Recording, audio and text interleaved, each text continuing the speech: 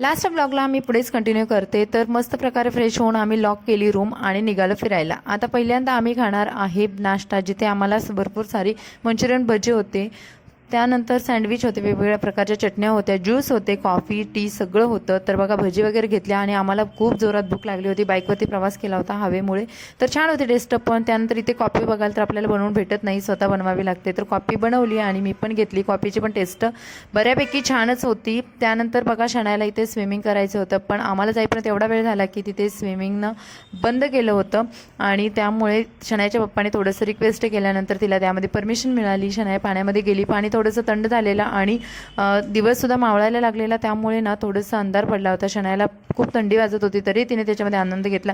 मी अशा गार्डनमध्ये इशिकाला घेऊन फिरत होते मस्त, आणि त्यानंतर लाईटिंग वगैरे इकडे सुरू झाली. मस्त छान फोटो वगैरे काढले आम्ही, छान छान प्रकारे क्लिक्स केले. शनाया खूप थंडीने कुडकुडत होती. त्यानंतर रूमवरती आलो, तिची कॉस्ट्यूम वगैरे चेंज केला आणि आम्ही अशा प्रकारे मस्तपैकी इशिकासोबत टाईम घालवला. त्यानंतर आम्ही तिथेच पुन्हा त्याच पॉईंटला गेलो जिथे मस्त प्रकारे म्युझिकची मैफिल भरली होती आणि खूप छान छान प्रकारे सॉन्ग पण ऐकायला भेटत होते. ते ऐकल्यानंतर वरती गेलो.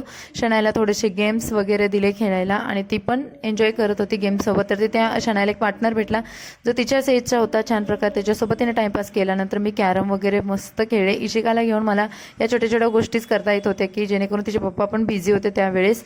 त्यानंतर संध्याकाळचं होतं डिनर आणि त्याच्या अगोदर स्टार्टरमध्ये पण भरपूर सारे आयटम्स होते. तर मी पाणीपुरी घेतलं, कारण पाणीपुरी म्हटलं की मला खूप आवडते. पाणीपुरीमध्ये शेवपुरी जास्त आवडते. त्याच्यानंतर मग भरपूर सारे डिनरमध्ये पण भरपूर आयटम्स होते आणि आम्ही पोट भरून जेवण केलं आणि संध्याकाळी हॉटेलच्या बाहेर फेर फटका मारला. तर हा आजचा ब्लॉग. चला भेटून नवीन ब्लॉगमध्ये. बाय.